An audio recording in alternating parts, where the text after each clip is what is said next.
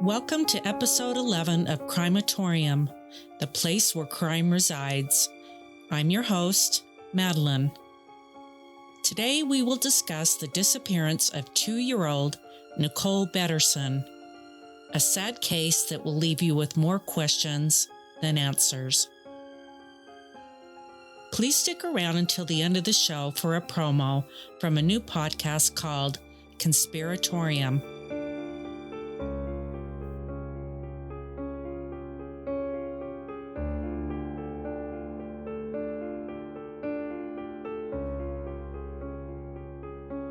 It was November of 1997 when Georgia resident Joni Betterson retrieved a handwritten letter from her mailbox.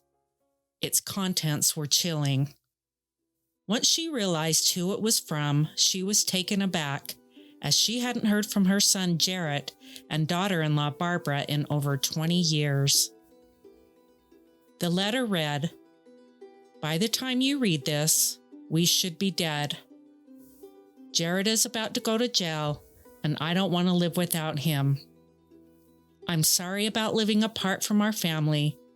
I'm sorry about so many things. We've had a sad and difficult life." Also included was a money order for $900 to pay for the couple's cremation, with instructions to be placed in the same urn. Before we continue, the following is a short promo from a true crime podcast where the cases are compelling, the research and detail are incredible, and the narration impeccable. The podcast is called Prash's Murder Map. The links will be included in the show notes.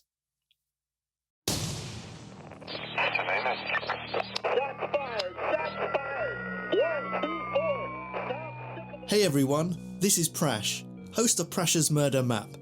Pack your passport and jump on a plane, because I'd like to take you on a journey to investigate some of the most heinous, macabre and enigmatic murders across the globe and throughout history.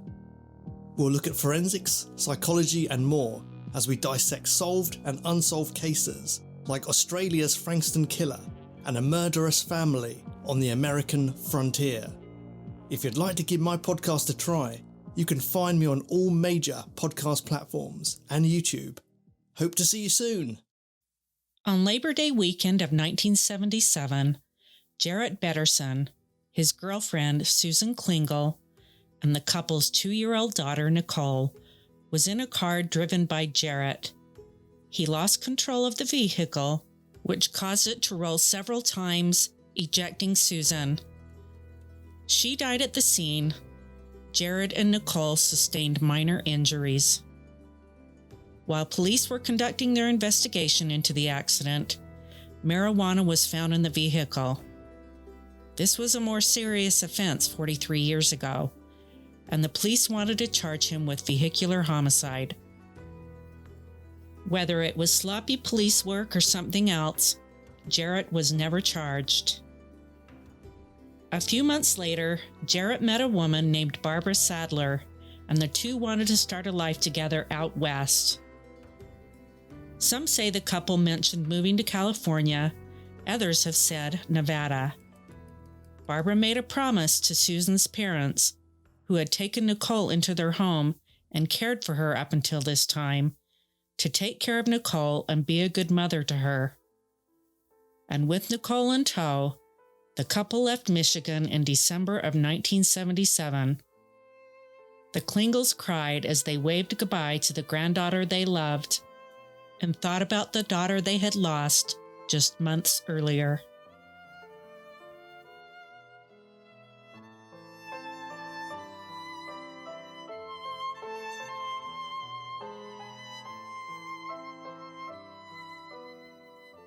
Jarret and the Klingels had always been at odds with each other.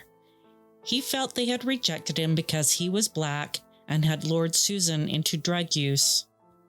But for 20 long years, the Klingels held on to the hope that they would once again see Nikole. They had reminders of her brief time with them, photographs of her smiling in a little red and white dress wearing a bonnet, Another one with her holding a toy bunny while her father Jarret reaches in to give her a kiss. In 1997, the Klingels felt it was time to hire a private investigator to try and locate Nikole, as she would be old enough to make the decision to see them or not. Sadly, they would never see their beloved granddaughter again. It didn't take long for Jarret and Barbara to be located. They were living in Las Vegas in a rundown part of town, barely scraping by. The two had gotten married in the ensuing years, and both suffered from poor health. Jarret was using a motorized wheelchair due to a back injury he had suffered in a car accident. It seems that karma hit this couple particularly hard. Peggy Bezzi, the private investigator hired by the Klingels, dug deeper into the Bettersons' comings and goings, and when it came to Nikole Betterson, there was not a trace of her ever living with them in Las Vegas. One detail did come to light. Jarret and Barbara collected and cashed Nikole's Social Security survivor benefits checks until Nikole's 18th birthday.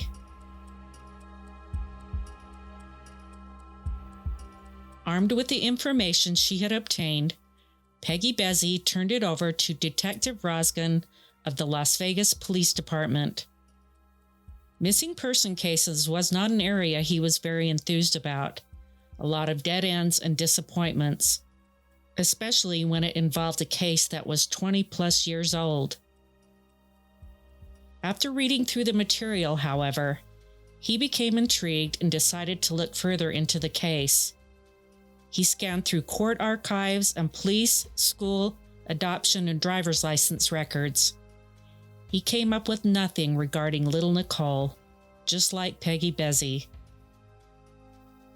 Figuring he had nothing to lose, he came up with a plan to visit the Bettersons and pretend like he knew what had happened to Nikole.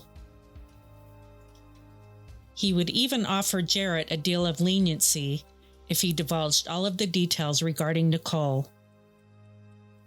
So in early November of 1997, he paid the Bettersons a visit.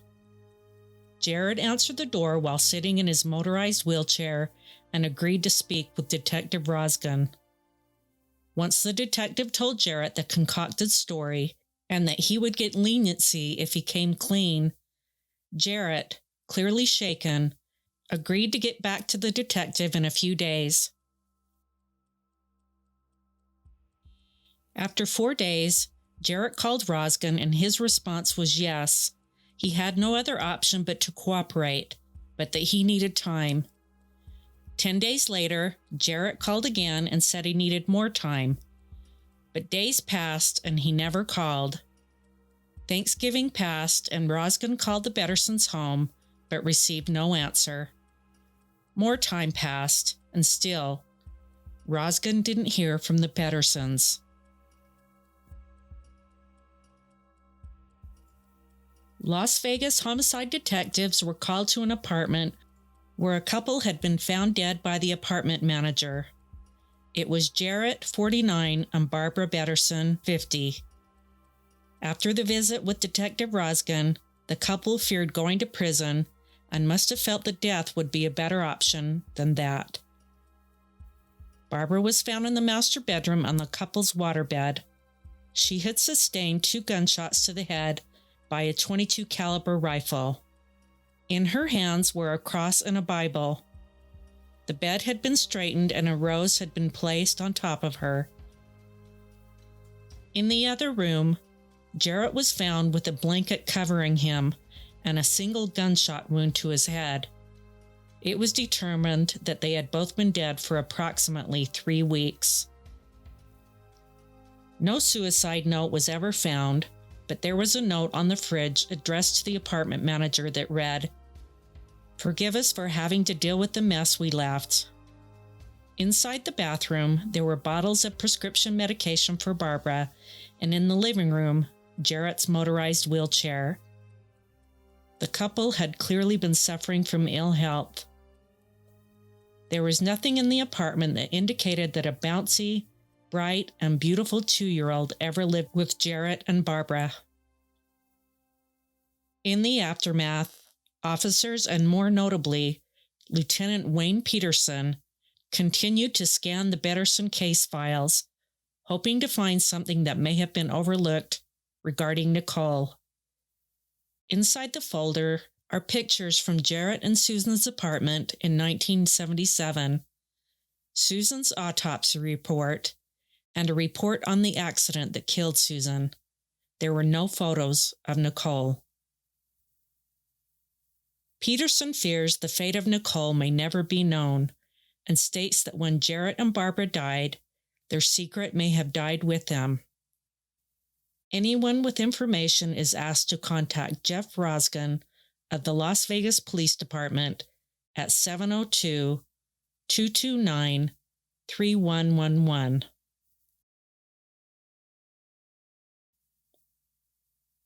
Epilogue. Web sleuths and police have several theories on what could have happened to 2-year-old Nikole. Some speculate she was given up for adoption because Barbara didn't want to be burdened with a small child. Others say Nikole may have misbehaved on the drive from Michigan to Nevada and she was accidentally killed. Jarret and Barbara panicked and buried her somewhere. Her body could have already been found and not yet identified. Others theorize she could have been sold for drugs. The consensus among the police is that Nikole is dead. The letter Mrs. Betterson received from Barbara went on to further say, "We had hoped our troubles would never touch our families, so we kept to ourselves. We've tried to follow God. Now it's about time for him to judge us. Go to your Bibles to see peace," she wrote, "and please forgive us for all the wounds we have put in your hearts with our tragic and youthful blunders." Earl Klingel, Susan's father, died in 2016 at the age of 86. Joni Betterson, Jarret's mother, died in 1999 at the age of 76. Lieutenant Peterson would like to get DNA from the Klingels so that if Nikole did show up, they could match it to her. As stated above, Susan's father has passed. Her mother, Mary, is still alive, as are her 2 sisters. I really wanted to give a face to the names Susan Klingel and Nikole Betterson in this episode. There is very little information out there regarding the 2 of them. No obituary for Susan, and only 2 pictures of Nikole. If anyone has more information they would like to share, I will update this episode.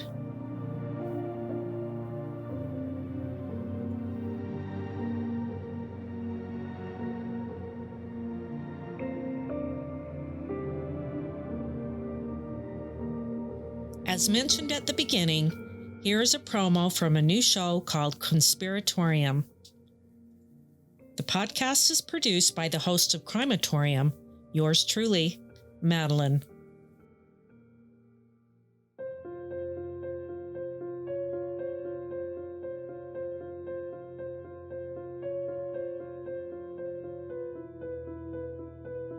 Conspiratorium translates to a place where conspiracies reside. Cases covered include, but are not limited to, the Illuminati, MKUltra, Sandy Hook, and 9/11. Who doesn't love a good conspiracy theory? I know I do. Episodes will be released bi-weekly with bonus episodes from time to time. Listen to Conspiratorium on your favorite platform, then why not subscribe? Join me in the place where conspiracies reside.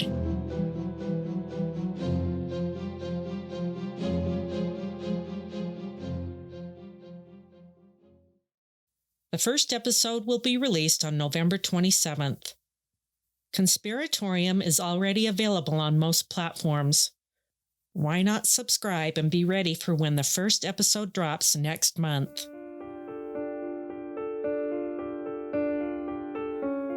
Thank you for joining Crimatorium for the tale of Nikole Betterson. Although it was mentioned that no episode would be released until November 2nd, I found this case and felt compelled to write and release it. Please share, rate, and review Crimatorium, as this helps the show grow. It also just feels good leaving nice reviews.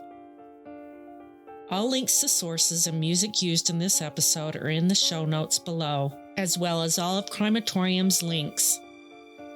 Episodes are researched, written, edited, and narrated by me, Madeline.